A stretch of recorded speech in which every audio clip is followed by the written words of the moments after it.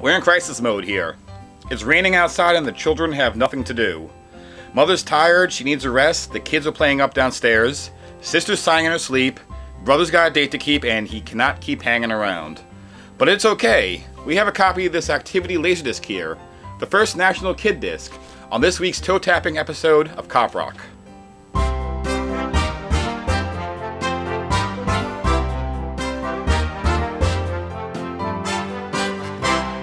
Music video, I can't see it. If the music don't sound good, who cares what the picture looks like? Then Pioneer gives me their Laserdisc player. It's a video turntable that works with a laser beam, and that laser beam makes all the difference, they tell me. While it's easy to dismiss the Laserdisc format in this modern age of high-definition streaming and instant access digital downloads, its contribution to how we consume our entertainment cannot be ignored. As the first commercially available optical storage medium, its technology was instrumental in the creation of audio compact disc in 1982, which further evolved into more sophisticated forms of disc-based storage, such as CD-ROM, DVD, and Blu-ray. And although it never had as strong a foothold in consumer homes, its versatility led to innovative leaps in video games, movie editing, television broadcasting, and let's not forget the drunken pastime of karaoke. The first consumer Laserdisc player was released in 1978, and its advantages over tape-based media was immediately evident. Picture and sound was pristine, with instant access to any part of playback down to the individual frame. Viewers could pause at a specific point, slow down the action, or speed it up with a push of a button. On the audio front, discs were capable of 2 analog audio tracks, with additional support for 2 uncompressed digital tracks added later on, paving the way for supplemental audio commentary separate from the regular soundtrack. However, it did have its drawbacks. Discs recorded in CAV mode were only capable of holding a half an hour of audio and video per side. The length could be doubled to an hour per side in CLV mode, but with the loss of still frame and variable speed playback on most players, save for later high-end models that had built-in memory to store frame information. But even with the extended playtime, the disc would have to be flipped halfway through to accommodate most feature films. Later players had laser pickups that automatically flipped over to read the second side, but this did nothing to eradicate the pause during the transition. The most serious omission for many consumers, however, was Laserdisc's inability to record. VHS and Beta may have been limited in the sound and video departments, with slow, imprecise access to various parts of playback, but being able to tape your favorite TV show for later viewing was a big old check in the plus column. Nonetheless, Laserdiscs remained a niche format for a long time here in the States, appealing to film lovers and AV enthusiasts, before DVDs were fully embraced by the late 90s. To help show off the capabilities of Laserdisc, Magnavox, MCA, and Pioneer teamed up in 1980 to form a joint venture by the name of Optical Programming Associates. OPA released numerous instructional and somewhat participative titles that all lent themselves well to these aforementioned Laserdisc features like slow speed, dual audio tracks, and frame-by-frame playback. Some of their titles included Belly Dancing, Jazzercise, and How to Watch Pro Football. And while they all sound rather intriguing, it's the First National Kidisc that really garnered them some attention. Prepare yourself for a new experience. A world of discovery and fun that asks for your participation. You now have control of the First National Kidisc.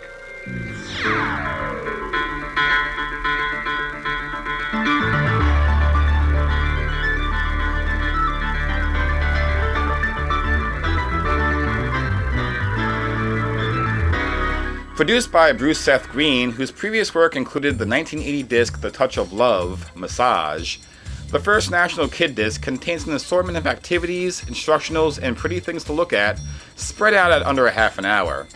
This means the disc is only one-sided, and since the other side has some weird coating on it, we will not get to pay a visit to Pioneer's beloved Laser Turtle. To start things off, the disc gives you a brief tutorial on how to interact with the program. Of utmost importance is the low-tech countdown gizmo that precedes any portion that requires you to advance frame by frame. And then stop the picture. Not to worry, so long as you have a solid grasp on how to work your Laserdisc player, it'll all be second nature soon enough. The disc lovingly splits each activity into chapters so that they're easily located like any good Laserdisc should. And I would love nothing more than to give you a chapter-by-chapter breakdown of this package, but not before I show off this supplementary sheet here that provides in-depth information for each of the activities. It's largely unnecessary as the titles on the back of the package are fairly self-explanatory, and the occasional suggestion of using slow motion, reverse speed, or frame advance for some chapters was already covered in the introductory segment on the program proper. But it's still nice to have in his sleeve for the sake of completeness.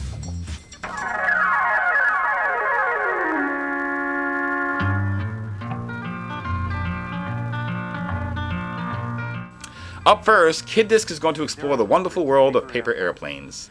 Nothing spectacular, kids have been making paper airplanes since before the invention of optical media, but there is something oddly hypnotic about watching a dozen different types of flying paper machines being made at a frantic pace to some low-budget synth music.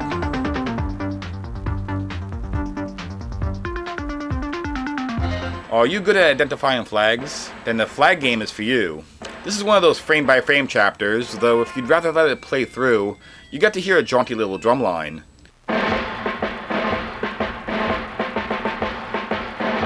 By the way, some of these may be a little, shall we say, outdated. Sign language is another instructional portion which gives a quick, and I do mean quick, overview of this form of communication. While definitely one of the more useful additions to this disc, I will say that the rapid-fire demonstration of the common phrases, taken out of context, makes for an amusingly bizarre conversation.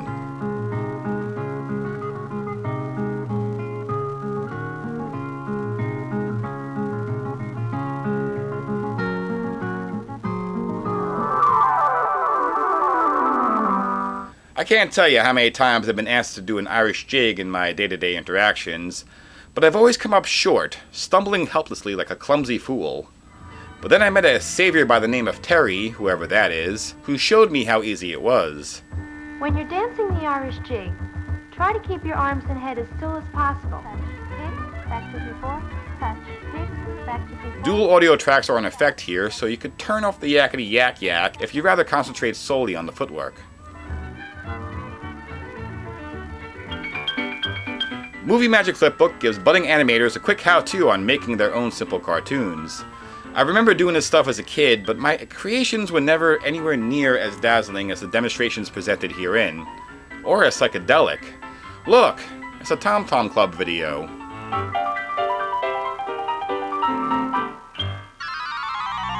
I gotta say, I love these little Laserdisc flying through space bumpers that pepper this presentation.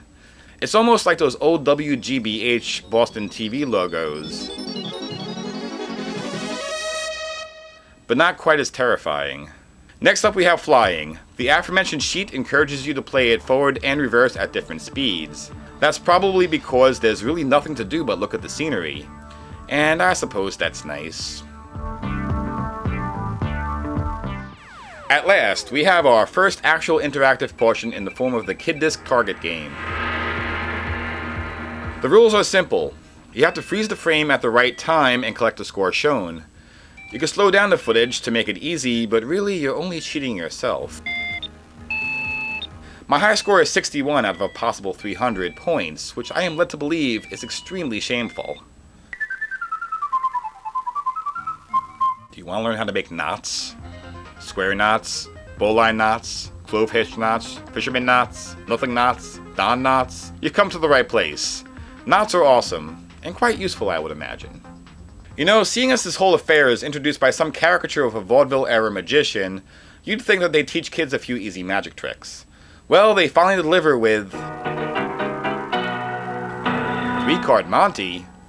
Are they going to teach kids the classic short con? No, that's Monty with an E. Manfred the Magician shows a simple trick you can play on your friends. I'm not going to lie, I've been tempted to try this out myself, except I don't feel like ruining a perfectly good deck of cards for what I'd assume would elicit a tepid response at best. And is then covered by the ace of spades. A trip to the zoo? Yay! This is another one of those scenery chapters where you look at things in really fast motion. I don't know why they felt the need to include footage of driving to the zoo, but whatever.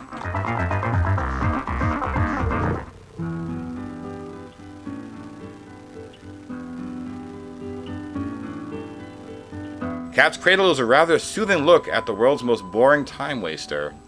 I'm sure this was gangbusters during the Zachary Taylor administration, but in 1981, we had Rubik's Cubes, Star Wars action figures, and The Greatest American Hero. You're gonna have to do better, Yarn.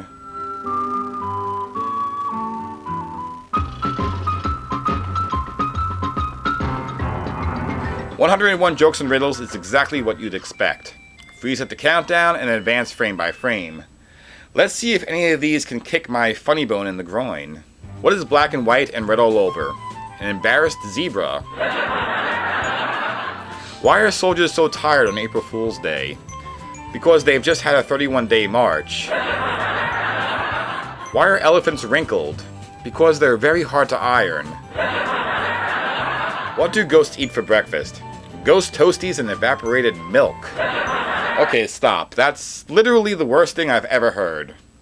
Maybe it's better to just let it play out at normal speed and hear the backwater car chase music.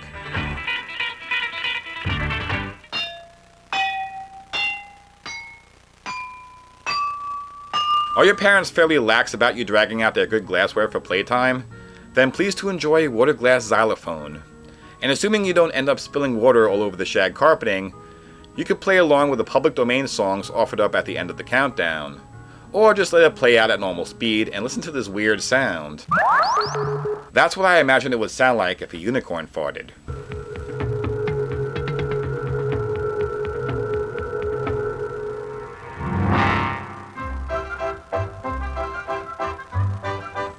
Ide ante unspe, uchme imte, onwe igpe, atenlay. Ichwe iswe einfe ibe ime, igosbe isde iswe ewe ilise, ewe ote ixpe. Letter of each word. Uving me onway. Next is the dinosaur game. It's like the flag game earlier, but with dinosaurs. Kids seem to be really into dinosaurs back in the day. I never got that. So I'll just choose the normal speed, terrible synth music.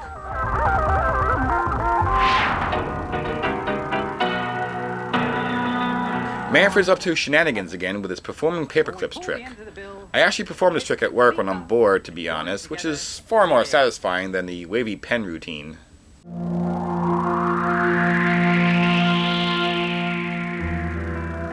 It's origami, the ancient Japanese art of folding paper into delightful objects. It's another very relaxing demonstration, very kind to the blood pressure, and while I would like to try my hand at it, I've already used up all my paper making airplanes and flip books. Terry the Jigmaster is back, ready to teach us some sweet-ass rock steps. Dancing is one of the freest kinds of dancing you can do. Tap, front, back. I'm no dance major, but I can't imagine these moves would go over well at any sort of rock music performance, unless by rock you mean upbeat country line dance with songs like Boots Scootin' Boogie or Honky Tonk Badonkadonk. I can't dance. Universal Studios Tour, take one. Action. A trip to Universal Studios is fairly interesting if you want to see the famous theme park as it existed at the dawn of the 80s. Whose kids are these? Whatever. It's just another looky-loo chapter that's full of fun images, but not much in the way of interaction or instruction.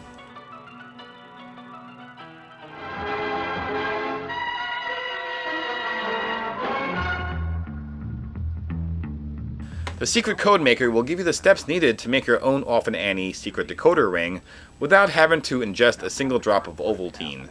They give you some phrases to decipher at the end if you don't have any friends or WW2 allies with whom to share your encrypted messages.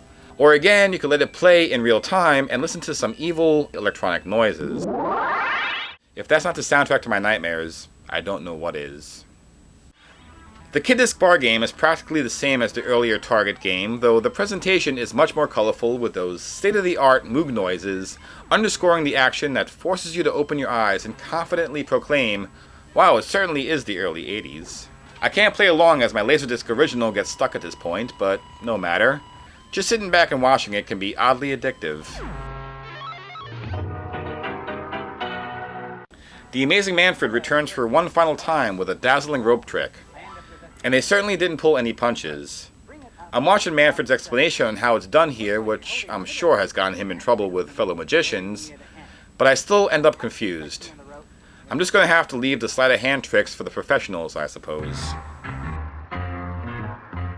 Puzzlers, I think, is the best part of the disc.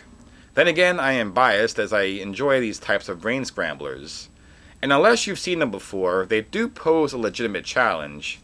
I picked some of my favorites, or at least some that gave me trouble. Can you figure them out? Athletes in Motion is another look but don't touch chapter with random shots of athletes, well, in motion, I suppose.